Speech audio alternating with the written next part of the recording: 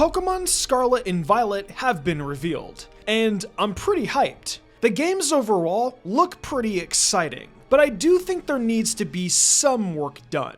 But we can talk about that in a different video. Today though, I want to talk about the Pokédex and the different possibilities of Pokemon that could make their return to this brand new region. We already have a handful of Pokemon that are making their return that have been revealed to us already. But I want to cover some Pokemon that haven't been confirmed to make their return that I think could really benefit the region, and of course my own ones. Before we get into this video though, I want to say thank you to our sponsor today. Why, it's everyone's favorite, Audible. So just in case you're somehow out of the loop at this time, Audible is a service provided by Amazon which has really set the standard for spoken word entertainment in audiobooks, really blazing a trail for the future of the medium, all while being the top option in the industry. They've got everything on the service, from recently released books to absolute classics, along with a few audiobooks that just might help you accomplish some personal goals. However, if it's original content like podcasts that you're truly into, well, Audible has you covered there.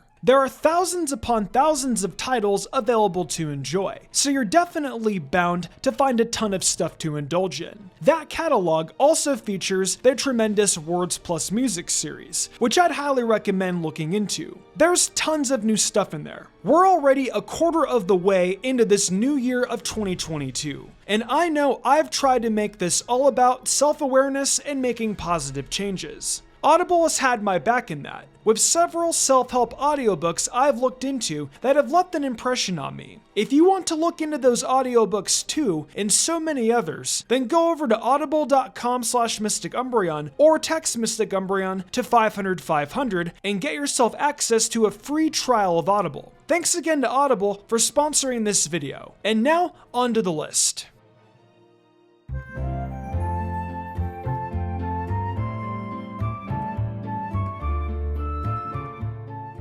Up first is actually a best team veteran that has made its appearance several times in the past. Pokémon Scarlet and Violet's best team couldn't be completed if Snorlax didn't make an appearance. Snorlax is a phenomenal Pokémon not only due to its stats, but also just the variety it has to fill into anyone's team. Snorlax has a plethora of different moves to pick from due to its normal typing, and its high HP and defensive prowess helps it defend against nearly anything.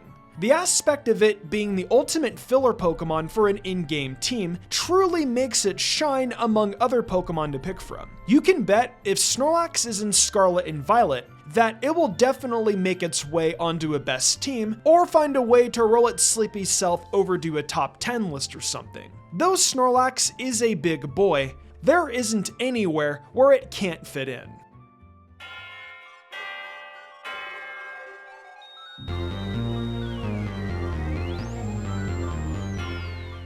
You know, Corviknight had its debut in Generation 8, and it took the Storm as being one of the best steel types that Galar had to offer. However, I think people forget sometimes that it wasn't the original steel flying type. Skarmory is. Skarmory not only is one of the best defensive behemoths out there, but it's also my favorite steel type Pokemon. And not to mention, it's from Johto. If there are only a certain select few of Johto Pokemon available to us, Skarmory better be on the dex. I can imagine that Scarlet and Violet will provide us a hefty dex filled with brand new Pokemon and possibilities. We're going to need a variety of Pokemon to deal with those, and Skarmory, I think, is one of the best Pokemon for the job. The diverse typing it possesses, on top of the fact it can provide hazards and a way of recovering, is super ideal for any new form of competitive meta. Skarmory has been a generational top dog for years now, and I hope it can stand at the top again, because Skarmory is one of my favorite Pokemon to use, not only in competitive, but also in general. I would also really hope that they make Skarmory available really early in game to make it rather easy to raise. I really want to use it on my team.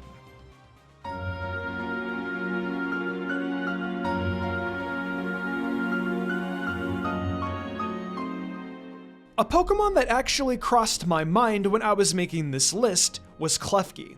I don't know why it did, but it did. Klefki was originally introduced to us in Generation 6, nearly 9 years ago. Can you believe it's already been 9 years since Gen 6 has been out? Neither can I. Anywho, Klefki is one of the most annoying Pokemon when it comes to hazards, due to its ability, Prankster. That's dope and all, but I want something a little different, and I wish I had art for it. I think my editor would also be on board with this idea because Klefki is also his favorite Pokemon. I would love to see some kind of regional variant for Klefki. An idea that came to mind actually was instead of being keys, maybe Klefki could be some kind of maracas. I mean, keys jingle, maracas jingle too, right? I think this could be fun. Let me know what you think Klefki's regional variant can be down below. I'll be sure to check out your thoughts.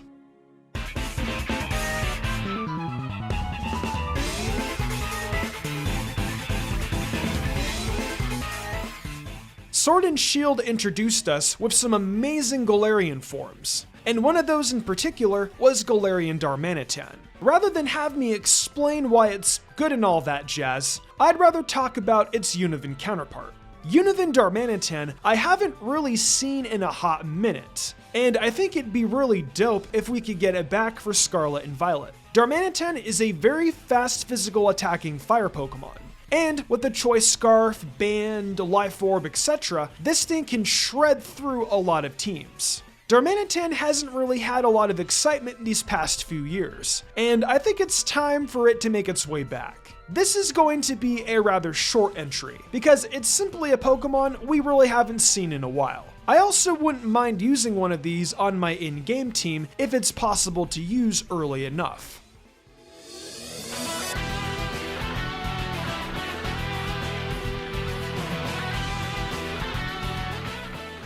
Closing out the first half of the list is none other than one of the biggest best team superstars, being Gardevoir.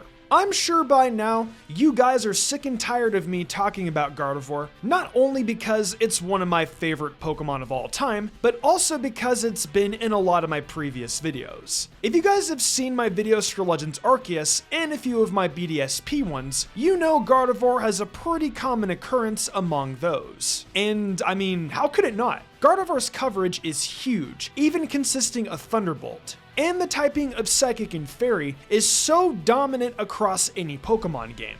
Since its Fairy debut in X and Y, Gardy has failed to disappoint. Even without its Mega, it's never failed to impress me. The amount of coverage it has is incredible, and with the likes of a Calm Mind, it makes it even better. Gardevoir, to simply put it, always seems to find its way on the some team or some list, whether people like it or not. From the in-game sense, it's just too perfect. Plus, Psychic and Fairy always seems to be in the top choices of best typings for an in-game playthrough. Gardevoir being a dual typing of this really helps establish this notion further. Gardevoir will be more than welcomed by me if it returns in Scarlet and Violet.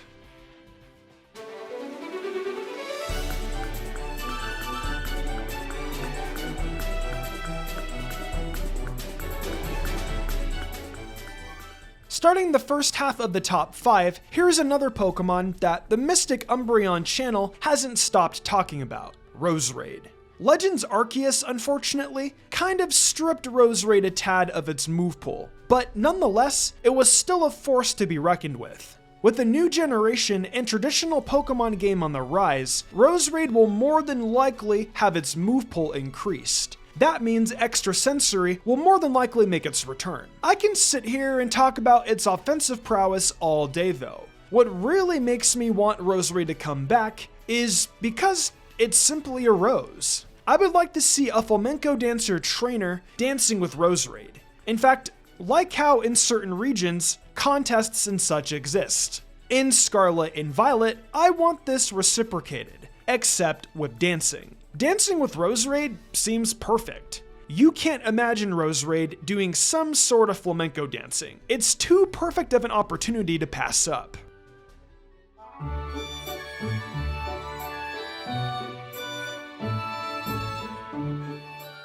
Up at number 4, we have Dragonite. Why Dragonite? Well, for one, it's my favorite dragon type, or at least one of them. I can't decide anymore. but Dragonite is a very powerful pseudo-legendary, especially with an ability like Multiscale. Just simply get a Lumberry, Dragon Dance, get hit, and let Multiscale do its job. Dragonite needs to return to its home of being one of the top dogs. Plus, I just want ride Pokemon to come back, and Dragonite is definitely one that I would love to ride, especially across the water. We'll see where that goes though.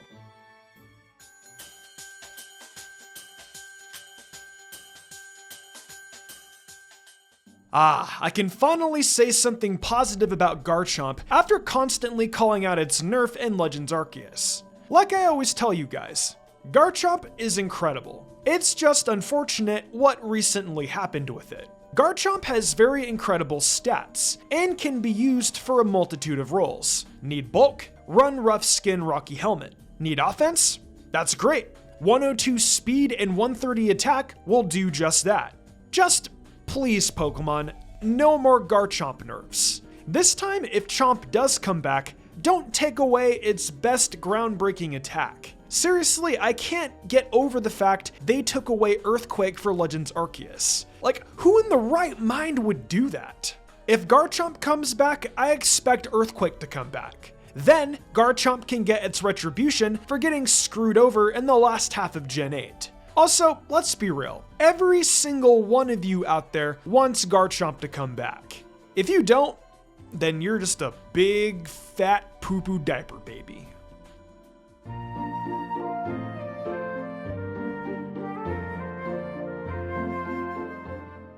So the penultimate spot isn't just going to be a Pokemon I want to return because I like it or due to some in-game or competitive potential. In fact, this group of Pokemon, or should I say specific style to be exact, actually only has base 70 stats across the board, and that's kind of crappy. But a Pokemon that literally belongs in a Spain-based region is none other than Bile-style Oricorio. Outside of Oricorio having those base 70 stats across the board, Bileform Oricorio is literally based on flamenco dancing, and that form of dancing originated in Spain. Imagine seeing a Bile-style Oricorio performing in a Barcelona-like city in Scarlet and Violet. That would honestly be pretty freaking dope. I expect to see Bile-style Oricorio as common encounters in this city as well. But yeah, if Pokemon literally didn't bring back Oricorio, specifically the Bile-style form to Scarlet and Violet, they would be shooting themselves in the foot.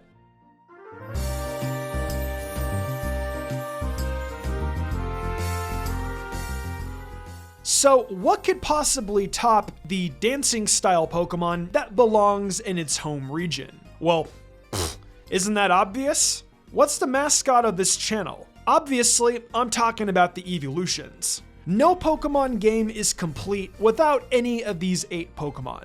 Whether we can catch Eevee in the wild or get it in the form of an egg, I don't care how it's done. The evolutions need to be in these games. We also need a new evolution of it. It's been 9 years, Game Freak. Dragon, Ghost, Poison, hell, even Fighting. I don't care what typing we get. Just give us something for f***'s sakes. Oh, and you can expect the usual top 5 most wanted evolutions for Gen 9 video to come out a few months from now. My opinions have changed, so it shouldn't sound too repetitive. But yeah, new evolutions, Gen 9. I don't think anyone is opposed to this concept.